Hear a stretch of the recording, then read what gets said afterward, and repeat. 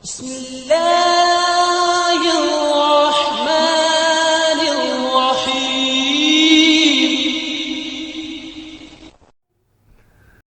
اعوذ باللہ من الشیطان الرجیم. بسم اللہ الرحمن الرحیم. ربنا آتنا فی الدنیا حسنۃ وفی الآخرۃ حسنۃ وقنا عذاب النار. رب اشرح لی صدری ویسر لی امری واحلل عقدۃ من لسانی یفقہوا قولی. السلام علیکم اسٹوڈنٹس، کیسے ہیں بیٹا آپ لوگ؟ اللہ تعالیٰ سے دعا ہے کہ اللہ تعالیٰ سب کو خیر و عافیت سے رکھے. جی بیٹا، آج آپ کے ساتھ میرا 10واں لیکچر ہے، اور اپنے موضوع پر جانے سے پہلے آپ کو پچھلا جو میں نے سبق پڑھایا تھا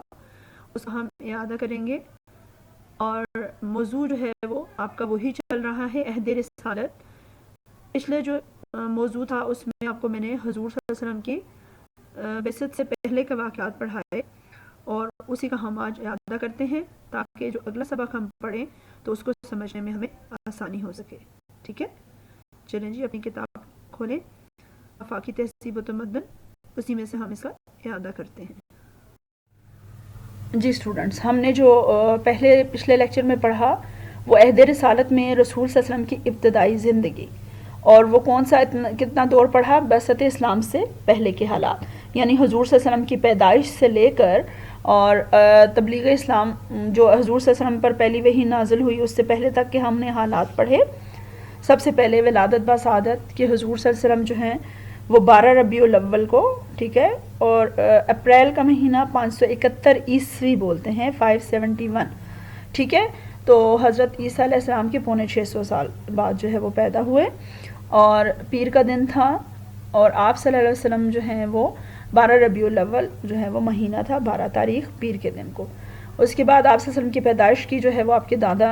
نے جو ہے بہت خوشی منائی. انہوں نے آپ کا نام محمد رکھا، جس کے معنی ہے جس کی بہت تعریف کی جائے، اور آپ کی والدہ نے آپ کا نام جو ہے وہ احمد رکھا، جس کا مطلب ہے بہت زیادہ تعریف کرنے والا.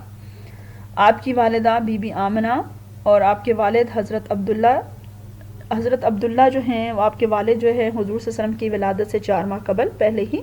انتقال فرما چکے تھے، لہٰذا آپ صلی اللہ علیہ وسلم نے یتیمی میں ہی اس دنیا میں آنکھ کھولی. اس کے بعد آپ کو عرب کے دستور کے مطابق جو ہے وہ حوالے کر دیا گیا دائی حلیمہ سعدیہ کے، اور انہوں نے آپ کی پرورش کی، اور ان کے حضور صلی اللہ علیہ وسلم کے گھر جانے سے ان کے گھر کی جو قسم پرسی تھی وہ خوشحالی میں بدل گئی. یعنی حضور صلی اللہ علیہ وسلم اتنے خوش بخت ثابت ہوئے ان کے لیے کہ ان کے جانور جو ہیں وہ خوشحال ہو گئے، ان کا گھر خوشحال ہو گیا. اور 4 سال تک جو ہے وہ آپ حضرت حلیمہ سعدیہ کے پاس رہے. بیچ میں سے وہ ہر 6 ماہ بعد آپ کو آپ کے والدہ سے اور دیگر عزیز و اقارب سے ملوانے کے لیے لاتی تھیں.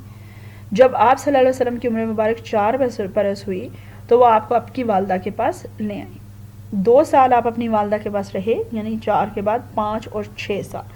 تو آپ کی والدہ جو ہے وہ آپ کو مدینہ شریف لے گئیں، مکہ سے آپ اپنے ننھیال سے ملوانے، اور آپ کی والد کی قبر پر جو ہے وہ لے گئیں. واپسی پر آپ کا ابوا کے مقام پر انتقال ہو گیا آپ کی والدہ کا. اس وقت آپ صلی اللہ علیہ وسلم کی عمر مبارک 6 برس تھی، اور آپ کے ساتھ جو ام ایمن جو ہیں وہ آپ کی گئی ہوئی تھیں خادمہ، وہ آپ کو واپس مکہ لے آئیں. لہٰذا اب آپ کی پرورش جو ہے وہ آپ کے دادا حضرت عبد المطلب کے ذمہ ہو گئی. اب حضرت عبد المطلب کے پاس آپ 2 سال تک رہے، یعنی 6 سال کی عمر میں. اب دیکھیں عمر کا بیٹا جی آپ نے خیال کرتے جانا ہے، سب ترتیب سے بات یاد رکھیں. جب آپ صلی اللہ علیہ وسلم کی عمر 6 برس تھی تو آپ کی والدہ کا انتقال ہوا. 2 سال آپ کے دادا عبد المطلب نے آپ کو رکھا اپنے پاس بہت پیار اور شفقت سے، اور آپ کے بنا کھانا نہیں کھاتے تھے، بہت محبت اور شفقت سے پیش آتے. لیکن 2 سال بعد جب آپ صلی اللہ علیہ وسلم کی عمر مبارک 8 برس ہوئی تو آپ کے دادا کا بھی انتقال ہو گیا. پھر آپ کی پرورش کا ذمہ آپ کے چچا حضرت ابو طالب نے ذمہ لیا، اور وہ آپ صلی اللہ علیہ وسلم سے بہت محبت کرتے تھے. وہ حضرت علی رضی اللہ عنہ ان کے بیٹے، ٹھیک ہے نا، آپ صلی اللہ علیہ وسلم کے جو ہے وہ داماد بھی تھے اور آپ کے چچا زاد بھائی بھی. حضور صلی اللہ علیہ وسلم کو ایک دفعہ وہ اپنے ساتھ سفر شام پر لے گئے، تو وہاں پر راستے میں جو ہے ایک راہب سے ملاقات ہوئی. تو اس نے کہا کہ آپ صلی اللہ علیہ وسلم میں جو ہے وہ تمام میں علامات دیکھتا ہوں، ٹھیک ہے. اس وقت آپ صلی اللہ علیہ وسلم کی عمر 12 سال تھی. تو انہوں نے کہا کہ ان کو لے جائیں کہ یہودی ان کو نقصان نہ پہنچائیں، لہٰذا آپ کے چچا نے آپ کو فوراً مکہ واپس بھجوا دیا. اس دوران جو اہم واقعات ہوئے وہ حرب فجار. اس وقت حضور صلی اللہ علیہ وسلم کی عمر مبارک 15 برس تھی. یعنی یہ فاجروں کی جنگ کہا جاتا ہے کیونکہ یہ محرم ان مہینوں میں ہوئی جو کہ مقدس مہینے تھے. یہ قبیلہ قریش اور کیس کے درمیان ہوئی. ٹھیک ہے، اور اس میں حضور صلی اللہ علیہ وسلم نے جو ہے وہ قریش کا اپنے قبیلے کا ساتھ دیا لیکن عملی طور پر حصہ نہیں لیا. اس کے بعد معاہدہ حلف الفضول ہوا جس میں جنگ و جدل سے منع کرنے کے لیے جو ہے وہ ایک معاہدہ طے ہوا جس میں حضور صلی اللہ علیہ وسلم بھی شامل ہوئے اور آپ صلی اللہ علیہ وسلم اس معاہدے کو بہت پسند فرماتے تھے. پھر آپ صلی اللہ علیہ وسلم نے جو ہے وہ جب جوانی آپ پر آئی تو آپ نے جو ہے وہ تجارت کو اپنا پیشہ بنایا. ٹھیک ہے، اور تجارت کے حوالے سے آپ کو بہت شہرت حاصل ہوئی کیونکہ آپ کو پہلے ہی صادق اور امین کا لقب مل چکا تھا. جب حضرت خدیجہ رضی اللہ عنہا جو ایک مکہ کی مالدار اور بیوہ خاتون تھی، انہوں نے جب آپ سے تجارت جو ہے وہ تجارت کی استدعا کی اور آپ نے جب ان کو خوب منافع جو ہے وہ لا کر دیا تو انہوں نے آپ صلی اللہ علیہ وسلم سے شادی کی جو ہے وہ درخواست کی اور حضور صلی اللہ علیہ وسلم نے اسے قبول فرمایا. اس وقت حضور صلی اللہ علیہ وسلم کی عمر مبارک 25 برس تھی اور آپ کی زوجہ حضرت خدیجہ کی عمر 40 برس تھی. اب اس کے بعد کے واقعات جو ہیں وہ خانہ کعبہ کی تعمیر نو بھی بیچ میں بتایا. اب آگے کے حالات جو ہیں ہم آج کے لیکچر میں پڑھیں گے. اسی ترتیب سے جو ہے آپ یہ باتیں یاد رکھتے جائیے. ٹھیک ہے جی اسٹوڈنٹ، آج آپ کا موضوع اس سے اگلا ہی ہے جو ابھی میں نے آپ کو اعادہ کرایا. حضور صلی اللہ علیہ وسلم کی ابتدائی زندگی، یعنی اعادہ میں نے آپ کو حضور صلی اللہ علیہ وسلم کی ولادت باسعادت سے لے کر اور حضور صلی اللہ علیہ وسلم کی شادی تک کے حالات بتائے کہ جو آپ صلی اللہ علیہ وسلم کو نبوت ملنے سے پہلے کے واقعات تھے. ٹھیک ہے،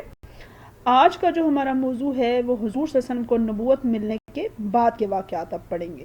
یعنی جب حضور صلی اللہ علیہ وسلم کی عمر مبارک 40 برس ہوئی تو اس کے بعد کے حالات جو ہیں وہ آج کا ہمارا موضوع ہیں. ٹھیک ہے،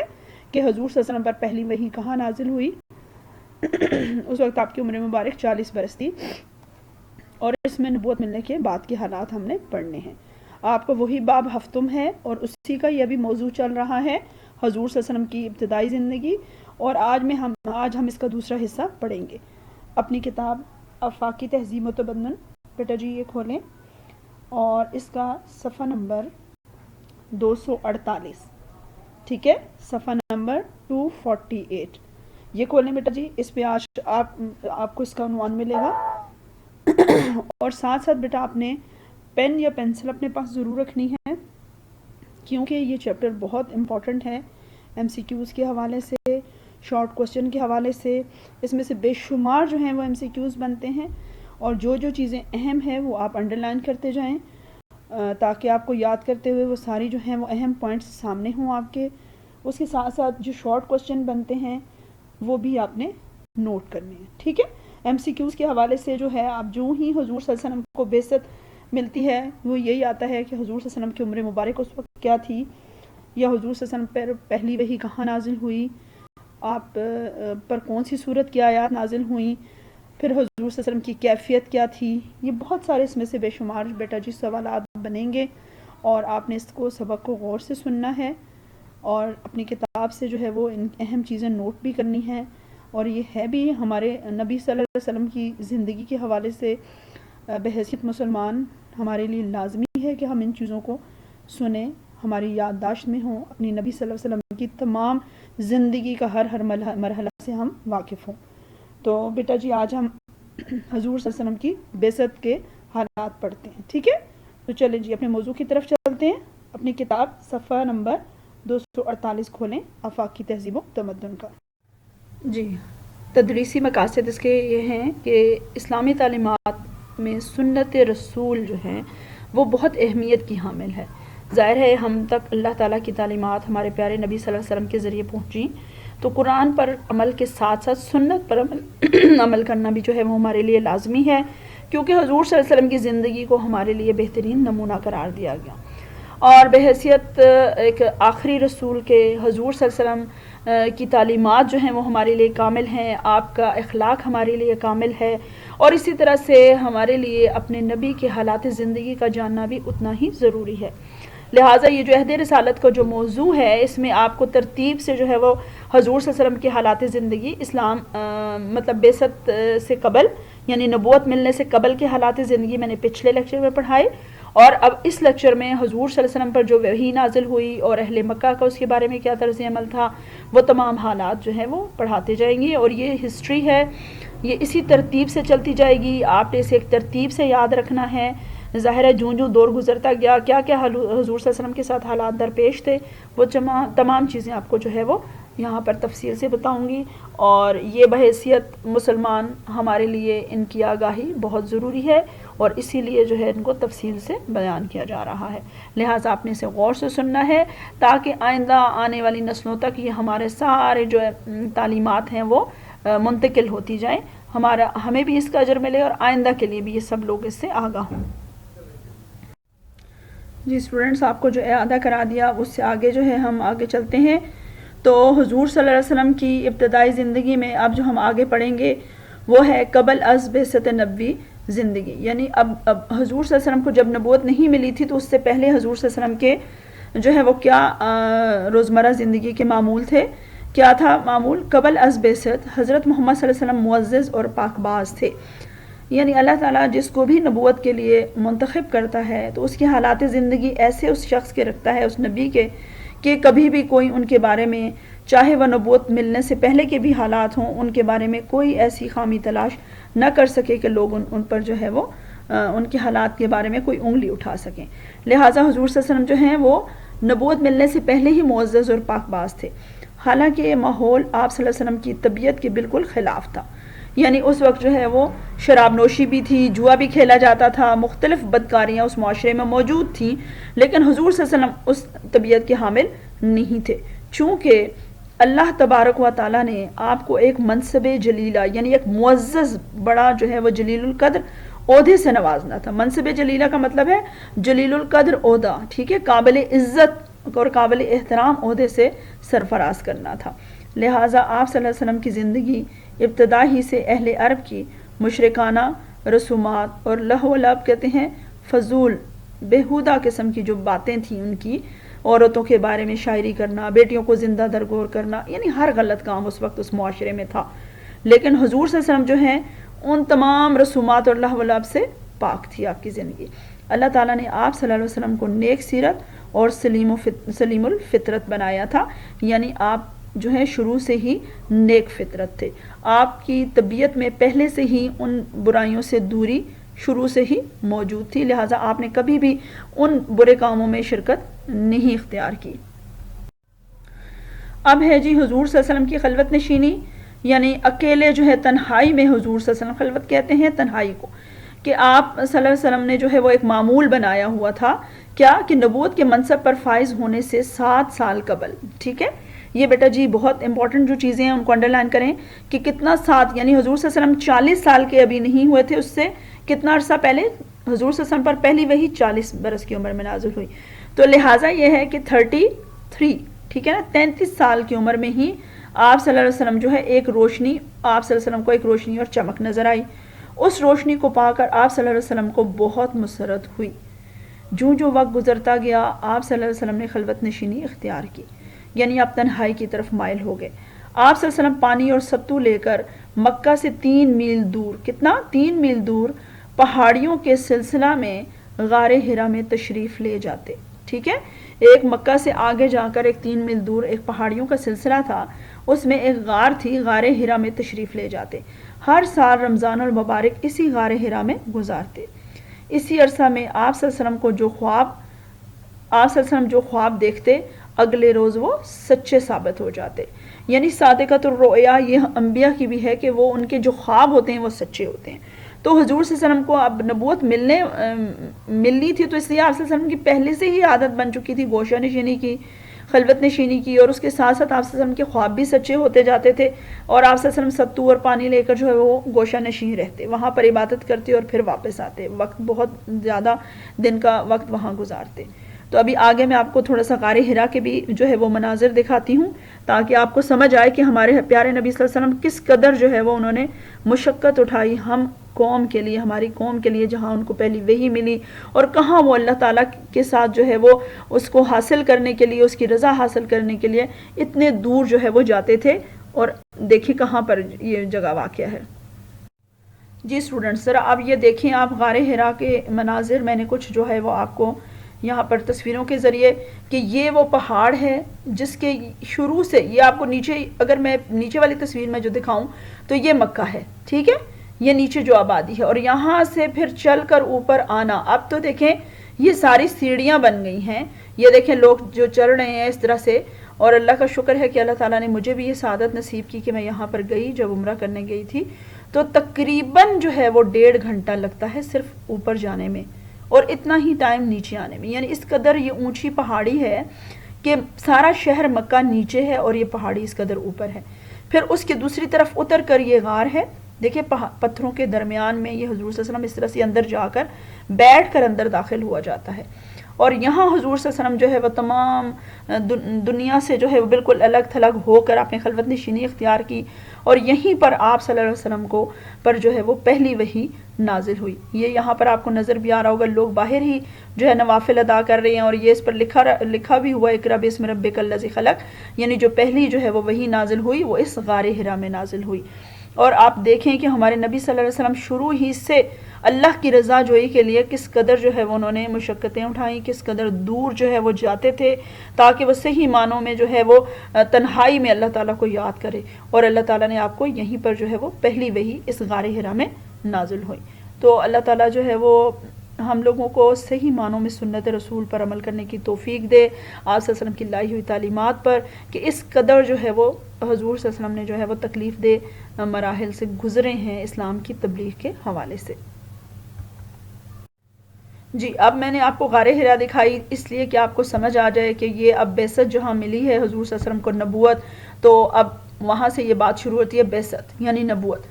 نبی کریم صلی اللہ علیہ وسلم کی عمر مبارک 40 برس ہوئی. اس کو آپ نے انڈرلائن کرنا ہے، ٹھیک ہے، کتنی 40 برس ہوئی. تو 9 ربیع الاول بمطابق 12 فروری 610 عیسوی، ٹھیک ہے نا. 571 کو آپ صلی اللہ علیہ وسلم جو ہے وہ پیدا ہوئے تھے. اب یہ 610 عیسوی آ گئی ہے کو آپ صلی اللہ علیہ وسلم غار حرا میں عبادت میں مصروف تھے کہ اچانک حضرت جبریل امین جو ہیں نمودار ہوئے اور فرمایا خوشخبری ہو، آپ صلی اللہ علیہ وسلم اللہ تبارک تعالیٰ کے رسول ہیں اور میں جبریل علیہ السلام ہوں.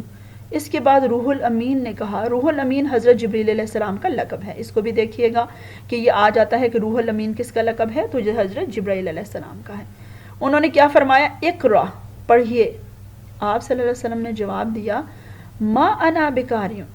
ما نہیں، انا میں، بیکاری پڑھ سکتا، میں پڑھنا نہیں جانتا. پھر حضرت جبرائیل علیہ السلام نے آپ صلی اللہ علیہ وسلم کو کہا کہ پڑھیے. آپ صلی اللہ علیہ وسلم نے پھر وہی جواب دیا.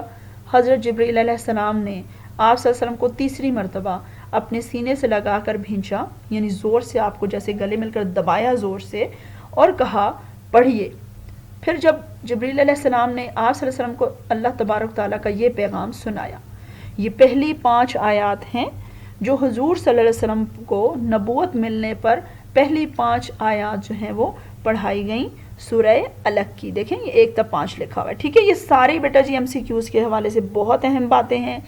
کہ کہاں آپ صلی اللہ علیہ وسلم پر وحی نازل ہوئی، کیا عمر مبارک تھی، کس کے ذریعے، حضرت جبریل امین کے ذریعے، روح الامین کس کا لقب ہے، کون سی صورت نازل ہوئی، کتنی آیات نازل ہوئیں. یعنی اس سے بے شمار کوسچن بنتے ہیں، لہٰذا آپ نے اس کو بہت غور سے سننا اور یاد رکھنا ہے. تو کیا آیت ہوئی، اقرا باسم ربک الذی خلق، پڑھیے اپنے رب کے نام سے، خلق جس نے سب کو پیدا کیا. پھر ہے خلق الانسان من علق، انسان کو جمے ہوئے خون سے پیدا کیا. اقرا وربک الاکرم، پڑھیے اور آپ کا رب سب سے بڑا کریم ہے. الذی علما، جس نے سکھایا، بالقلم، قلم کے ساتھ. کیا علم الانسان، اور انسان کو سکھایا، ما علم یعلم، جو وہ نہیں جانتا تھا. یعنی کہا گیا کہ آپ پڑھیے. حضور صلی اللہ علیہ وسلم کو پہلا ہی جو درس دیا گیا وہ پڑھنے کے بارے میں کہ آپ اللہ کا کلام پر آپ پر نازل ہوا، اور فرمایا کہ پڑھیے. اور اللہ تعالیٰ نے علم جیسا انعام جو ہے وہ مسلمانوں کو دیا اور حضور صلی اللہ علیہ وسلم کو بھی یہی تحفہ کہ پڑھیے اللہ کے نام سے، جس نے انسان کو وہ چیزیں سکھائیں جو وہ نہیں جانتا تھا۔ جی آپ صلی اللہ علیہ وسلم پر جب وحی نازل ہوئی، وہاں پر ظاہر فرشتے کو دیکھا جبریل امین سے، تو آپ صلی اللہ علیہ وسلم کی ذرا کیفیت جو ہے وہ عجیب سی ہو گئی۔ تو اس پیراگراف میں کیا ہے کہ حضور صلی اللہ علیہ وسلم کی کیفیت اور حضرت خدیجہ رضی اللہ تعالیٰ کی تسلی۔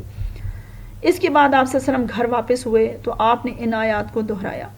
آپ صلی اللہ علیہ وسلم اس نئے تجربے سے گھبرائے ہوئے اور خوفزدہ تھے۔ اپنی اہلیہ حضرت خدیجۃ الکبریٰ رضی اللہ تعالیٰ سے فرمایا، زملونی زملونی، مجھے کمبل اڑا دو، مجھے کمبل اڑا دو۔ یا ظاہر ہے کہ آپ کے لیے ایک بہت یہ عجیب سی کیفیت تھی کہ فرشتہ وحی آپ کے پاس آئے اور بات چیت ہوئی، تو آپ بہت گھبراہٹ میں واپس آئے گھر۔ جب ذرا طبیعت ٹھیک ہوئی تو آپ صلی اللہ علیہ وسلم سارا ماجرا حضرت خدیجہ رضی اللہ تعالیٰ کو سنایا۔ تو حضرت خدیجہ رضی اللہ تعالیٰ نے کہا، آپ صلی اللہ علیہ وسلم کو ڈر کاہے کا ہے؟ اللہ تبارک و تعالیٰ ہر حالت میں آپ کا نگہبان ہوگا۔ یعنی یہ کیفیت اوپر والے پیراگراف میں ہے، اور یہاں حضرت خدیجہ رضی اللہ تعالیٰ نے آپ کو کن الفاظ میں تسلی دی، یہ بھی سوال پوچھا جاتا ہے۔ اس لیے یہ میں پیراگراف آپ کو سنا رہی ہوں کہ انہوں نے کیا فرمایا کہ اللہ تبارک تعالیٰ ہر حالت میں آپ کا نگہبان ہوگا، اللہ تعالیٰ آپ کو کبھی غمگین نہ ہونے دے گا۔ کیوں؟ کیونکہ آپ صلی اللہ علیہ وسلم رشتہ داروں سے نیک سلوک کرتے ہیں۔ ایک نمبر 1 پوائنٹ کیا بات بتائی کہ آپ رشتہ داروں سے نیک سلوک کرتے ہیں، راست گفتار اور امانت گزار ہیں، یعنی سچ بولنے والے ہیں اور دیانتدار ہیں، لوگوں کا بوجھ اٹھاتے ہیں، ظاہر ہے کہ آپ صلی اللہ علیہ وسلم دوسروں کی مدد کرتے تھے، ناداروں کے دستگیر ہیں، یعنی ان کو آپ ان کی مدد فرماتے مال سے جس طرح سے بھی، مہمانوں کی خاطرداری کرتے ہیں، اور راہ حق میں ممدوع و معاون ہوتے ہیں، یعنی حق کے راستے میں بھی دوسروں کے مددگار ہوتے ہیں، ممدوع و معاون مددگار ہوتے ہیں۔ تو یوں انہوں نے آپ کو تسلی دی کہ آپ صلی اللہ علیہ وسلم سے کیوں اللہ تعالیٰ جو ہے وہ کوئی ایسا مسئلہ ہوگا، آپ تو بہت اچھے انسان ہیں، آپ میں تو اتنی خوبیاں ہیں۔ پھر اس کے بعد حضرت خدیجہ رضی اللہ تعالیٰ آپ کو اپنے چچا زاد بھائی ورقہ بن نوفل، ٹھیک ہے یہ یاد رکھیے گا، یہ کون تھے؟ یہ کچھ سوال آ جاتا ہے کہ ورقہ بن نوفل کون تھے؟ حضرت خدیجہ کے چچا زاد بھائی۔ اور اگر آ جائے کہ حضرت خدیجہ رضی اللہ تعالیٰ آپ کو کس کے پاس لے گئیں؟ اپنے چچا زاد بھائی ورقہ بن نوفل کے پاس لے گئیں، تو ورقہ بن نوفل نے آپ صلی اللہ علیہ وسلم کو تسلی دی اور کہا، ان تکون نبی ہذہ الامت، آپ صلی اللہ علیہ وسلم اس امت کے نبی ہیں، ٹھیک ہے نا؟ تو یہ انہوں نے آپ صلی اللہ علیہ وسلم کے بارے میں بتا دیا کہ آپ صلی اللہ علیہ وسلم اس امت کے نبی ہیں، آپ پریشان نہ ہوں، یعنی اللہ تعالیٰ نے آپ کو نبوت کے لیے مختص کر لیا ہے۔ جی اس کے بعد کچھ عرصہ جو ہے وہ حضور صلی اللہ علیہ وسلم پر وحی نازل نہیں ہوئی، اور اس دور کو فطرت الوحی کہا جاتا ہے، یعنی 3 مہینے تقریباً آپ صلی اللہ علیہ وسلم پر وحی نازل نہ ہوئی کہ آپ تھوڑا سنبھل جائیں۔ خفیہ تبلیغ، خفیہ تبلیغ کیا ہے کہ پہلی وحی کے کچھ عرصہ بعد جو ہے وحی رکی رہی، اور پھر آپ صلی اللہ علیہ وسلم کو دعوت دین کا حکم ہوا، یعنی 3 ماہ تک آپ پر دوبارہ وحی نازل نہیں ہوئی۔ پھر آپ صلی اللہ علیہ وسلم باقاعدہ جو ہے وہ منتظر رہتے کہ کب فرشتہ وحی آئیں گے، ظاہر اس وقت تک آپ جو ہے وہ سنبھل چکے تھے، تو پھر آپ صلی اللہ علیہ وسلم پر دوبارہ وحی کہاں سے نازل ہوتی ہے؟ یا ایھا المدثر، اے مدثر کپڑوں میں لپٹے ہوئے۔ ظاہر ہے حضور صلی اللہ علیہ وسلم جو ہے وہ آئے تھے اور انہوں نے یہ کہا تھا کہ مجھے کمبل اڑا دو، وہیں سے بات شروع ہوئی، یا ایھا المدثر، اے مدثر، مدثر سے مطلب کپڑوں میں لپٹے ہوئے، قم فانذروا، کھڑے ہو جاؤ اور پھر ڈراؤ، کس کا؟ وربک فکبر، اور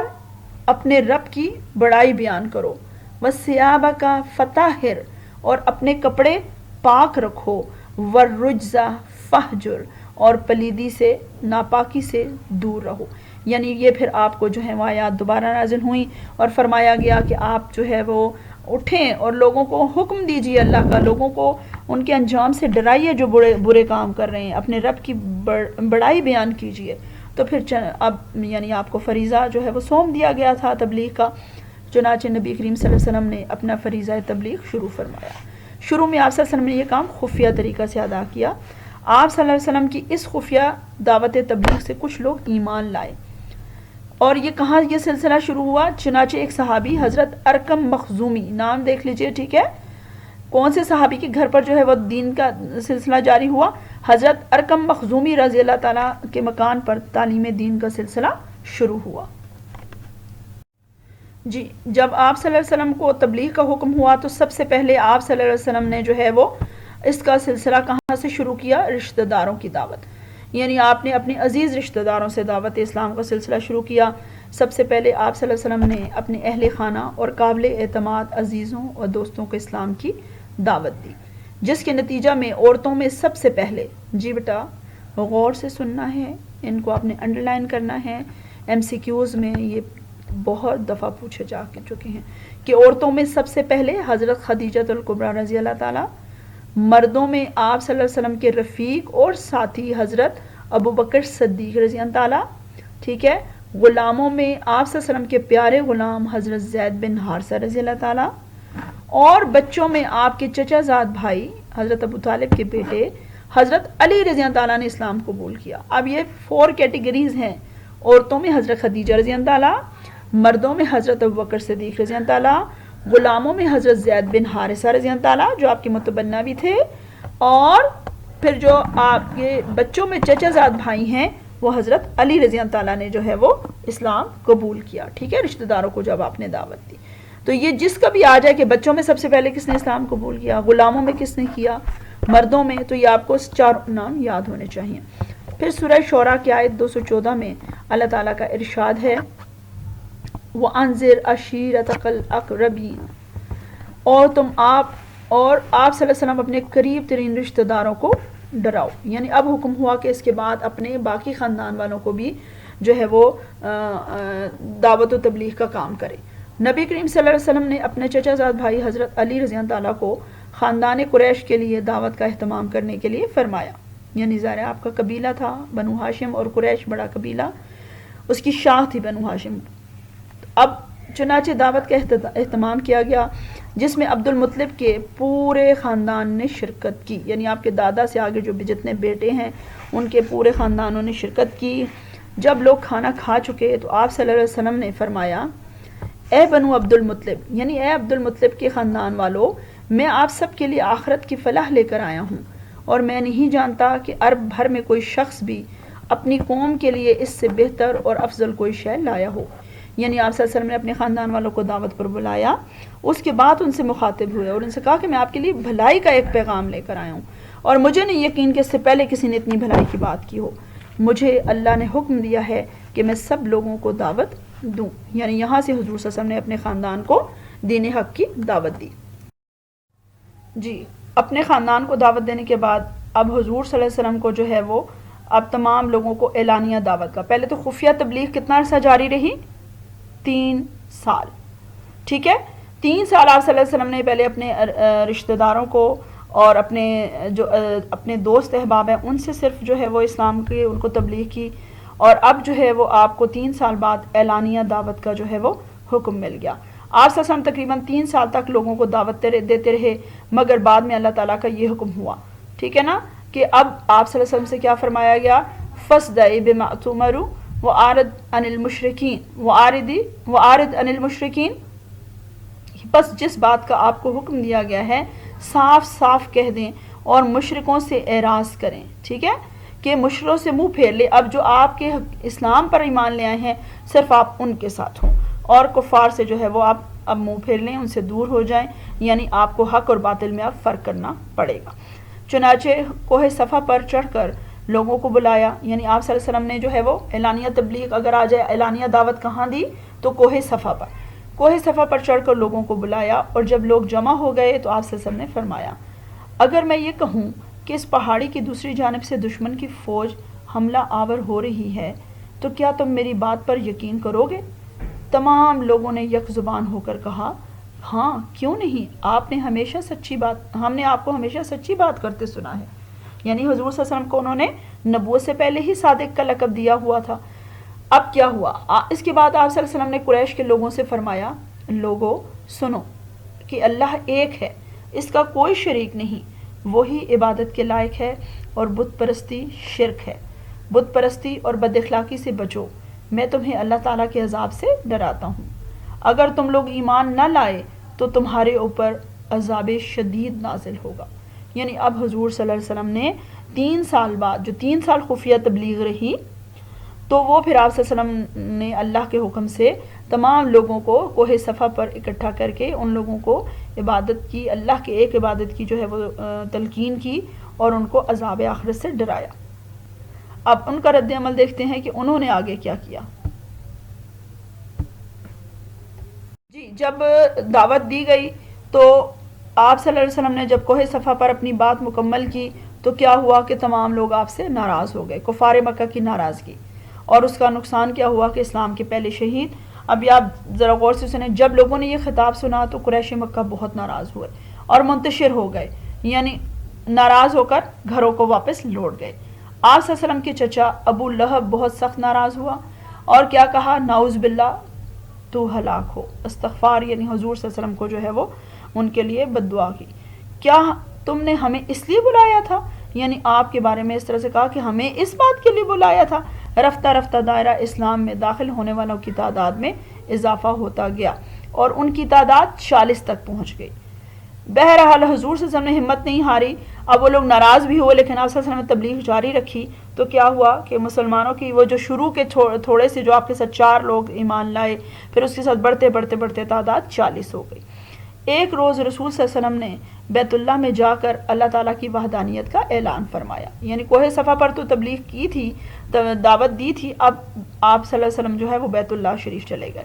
قریش مکہ اس پر بہت برہم ہوئے، یعنی شدید انہیں غصہ آیا اور آپ صلی اللہ علیہ وسلم کو مارنے کے لیے دوڑے، ٹھیک ہے، آپ صلی اللہ علیہ وسلم کو کے اوپر حملہ کر دیا۔ تو کیا ہوا اس نتیجے میں، حارث بن ابی حالہ، یہ اسلام کے پہلے شہید ہیں۔ بیٹا جی اس کو انڈر لائن کریں کہ یہ بہت امپورٹنٹ، یہ والی جو میں آپ کو نام بتا رہی ہوں یہ بہت دفعہ آیا ہے۔ اسلام کے پہلے شہید کون ہیں؟ اسلام کے، یاد رکھیے گا، حارث بن ابی حالہ جو آپ صلی اللہ علیہ وسلم کے رشتہ دار تھے، آپ کے خالہ زاد تھے، آپ کو بچاتے ہوئے شہید ہو گئے۔ یہ پہلے شہید تھے جنہوں نے اسلام کی خاطر جان کی قربانی دی۔ لہٰذا جو حضور صلی اللہ علیہ وسلم نے جب تبلیغ کی تو اس دوران جو اسلام کے سب سے پہلے شہید ہیں وہ حارث بن ابی حالہ ہیں، ٹھیک ہے نا، جو کفار نے ان پر حملہ کر کے ان کو شہید کر دیا۔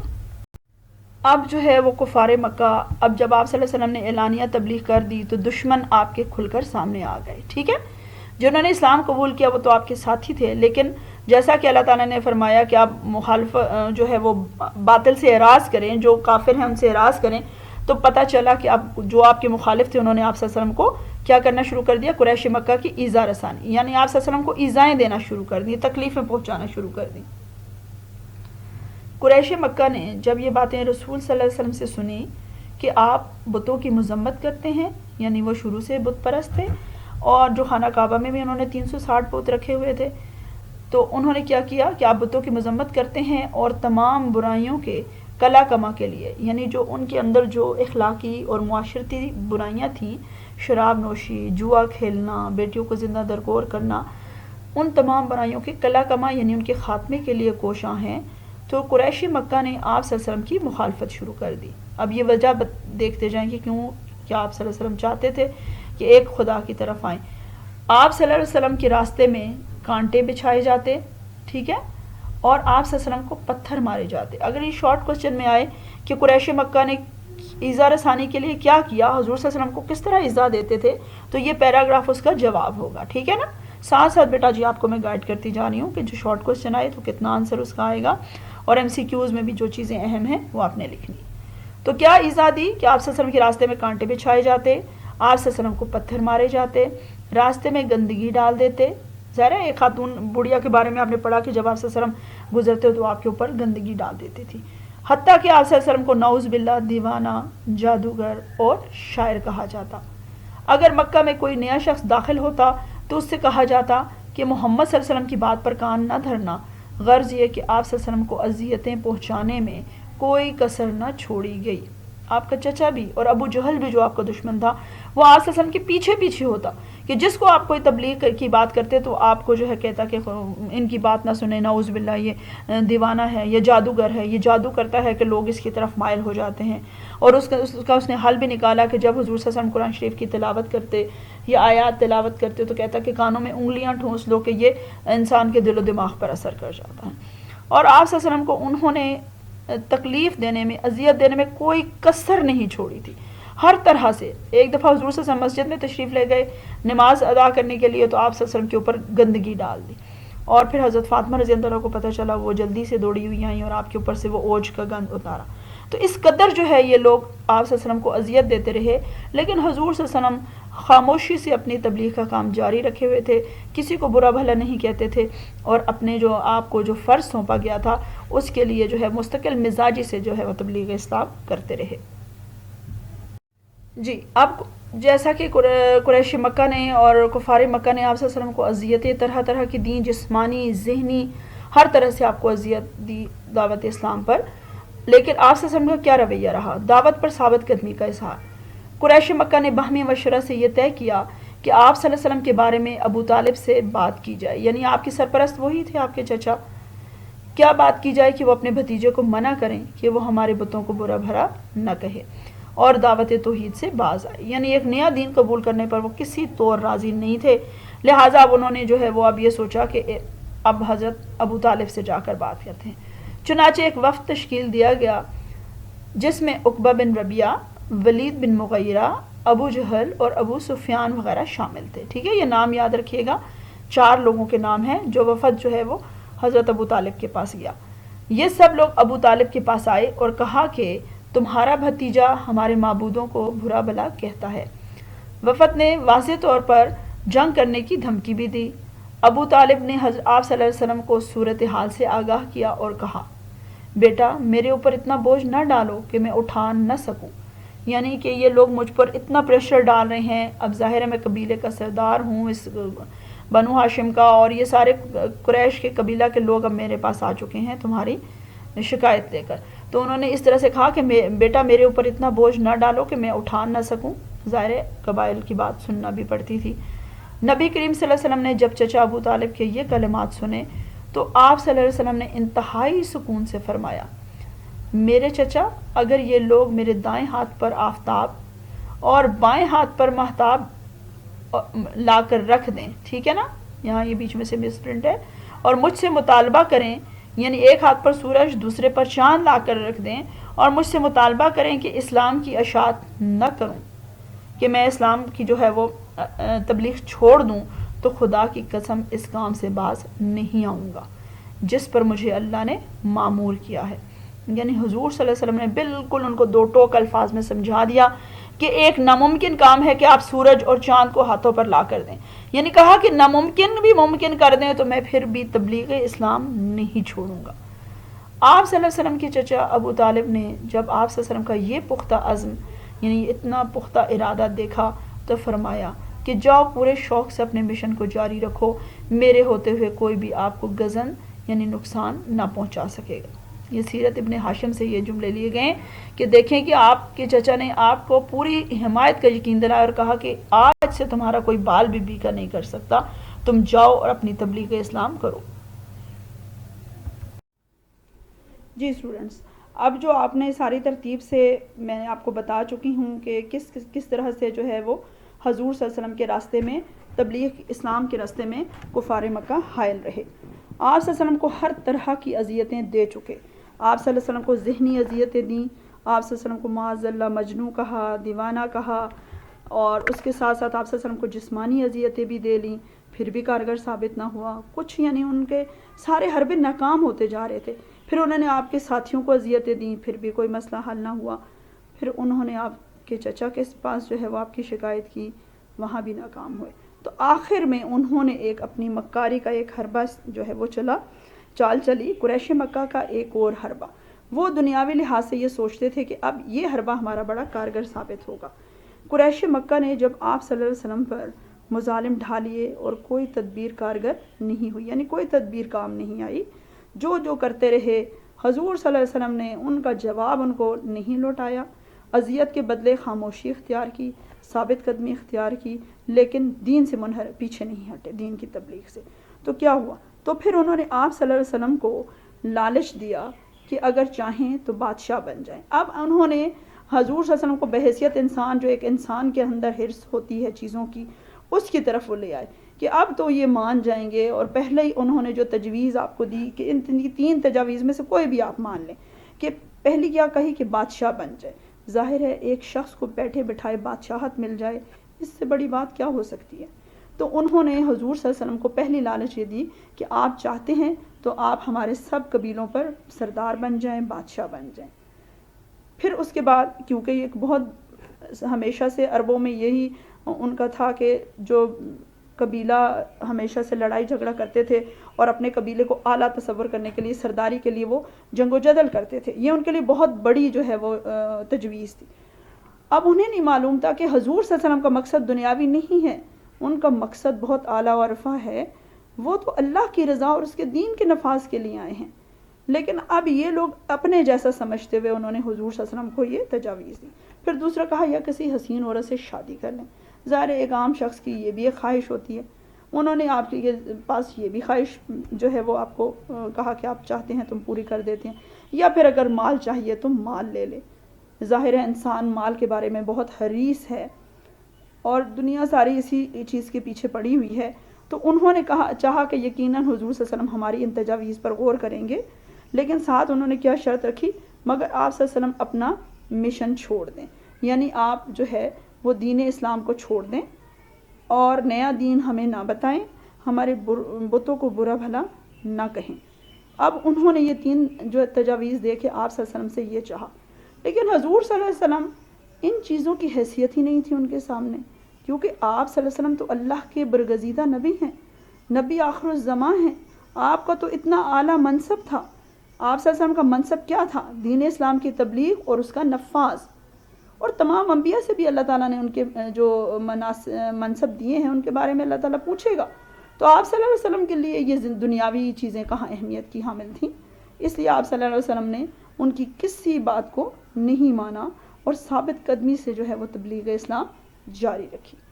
اور کیا ہوا کہ ان کا یہ حربہ بھی ناکام ہوا، لیکن اس حربہ میں بھی انہیں ناکامی کا سامنا کرنا پڑا۔ اب اس میں ہمارے لیے یہی سبق ہے کہ ہمارے پیارے نبی صلی اللہ علیہ وسلم نے ہمیں یہی درس دیا کہ جب آپ کسی حق کے راستے پر ہوتے ہیں تو آپ کے راستے میں بے شمار مصائب اور تکالیف آتی ہیں، لیکن آپ نے ان کا ڈٹ کر مقابلہ کرنا ہوتا ہے۔ جو راہ حق پر ہوتا ہے اللہ کی مدد اس کے شامل حال ہوتی ہے، اور یہی وجہ ہے کہ ان لوگوں کی اذیتیں، ان لوگوں کی چالاکیاں وہ حضور صلی اللہ علیہ وسلم کا کچھ بھی نہیں بگاڑ سکیں، اور یہی ہمارے لیے اس میں درس ہے کہ اپنے مقصد پر ڈٹے رہیں، انشاءاللہ آپ ضرور کامیاب ہوں گے۔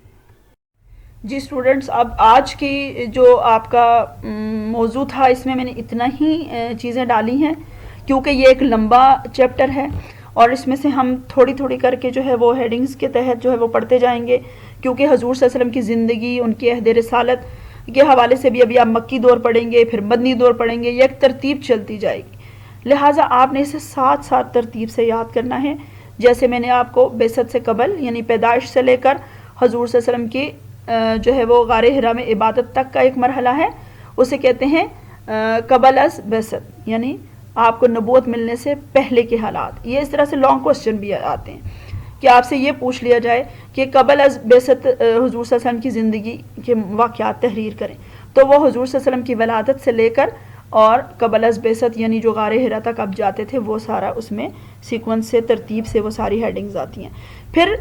بعد از بعثت نبوی یعنی جب آپ صلی اللہ علیہ وسلم کو نبوت ملی تو وہ کہاں سے شروع ہوتی ہے؟ غار حرا سے، جہاں پہ آپ صلی اللہ علیہ وسلم کو پہلی وحی نازل ہوئی 40 برس کی عمر میں۔ تو وہاں سے لے کر اب یہ ترتیب سے ہم چلتے جا رہے ہیں کہ آپ صلی اللہ علیہ وسلم کو پہلی وحی ملی، پھر آپ نے خفیہ تبلیغ کی، پھر آپ نے اعلانیہ تبلیغ کی، اور اس کے ساتھ ساتھ جو اعلانیہ تبلیغ میں آپ نے کون کون سے طریقہ کار اختیار کیے، اور آپ نے جو ہے اپنے رشتہ داروں کو دعوت دی، پھر قریش کے قبیلے کو دعوت دی، تمام قریش کے قبائل کو، پھر انہوں نے آپ کی مخالفت کی اور مخالفت کے لیے کون کون سے طرز عمل اختیار کیے، آپ صلی اللہ علیہ وسلم کو جو ایذائیں دیں، یہ تمام چیزیں بیٹا جی آپ نے ترتیب سے کرنی ہیں، اس کو اچھے سے یاد کرنا ہے۔ اور جو میں نے اہم آپ کو نام بھی بتائے تھے کہ پہلے کون لوگ اسلام قبول کیا، کن لوگوں نے، خفیہ تبلیغ کتنا عرصہ جاری رہی، پھر اسلام کے پہلے شہید کون ہیں، یہ ساری باتیں آپ نے بیٹا جی ان میں سے امپورٹنٹ جتنے بھی ہیں، میں نے تو 10 لکھے ہیں لیکن 10 سے بھی زیادہ بن سکتے ہیں، یعنی میکسیمم آپ اس میں سے MCQs تلاش کریں اور اپنی کاپی پر بنائیں، اس سے آپ کو جو ہے وہ سارا سبق تھوریلی یاد بھی ہو جائے گا، اور ساتھ ساتھ آپ کے جو ہے وہ MCQs کی تیاری بھی ہو جائے گی، کیونکہ آپ کے جو پیپر کا پیٹرن ہے اس میں 10 نمبر کے MCQs انہی کتاب میں سے آتے ہیں اور موضوعات میں سے آتے ہیں، کیونکہ آیات کے 10 نمبر کے علیحدہ ہوتے ہیں، لہٰذا آپ اسے ترتیب سے پڑھتے چلے جائیں بیٹا، جو جو کام آپ کو دیا جا رہا ہے اسے کرتے جائیے تاکہ آپ کے لیے آسانیاں ہوں، اور اس پورے کام کو آپ نے نیٹ طریقے سے کرنا ہے۔ کاپی پر انشاءاللہ جب بھی اسکول کا دوبارہ جو سلسلہ شروع ہوگا کھلیں گے تو آپ کی یہ کاپیز چیک کی جائیں گی، ٹھیک ہے؟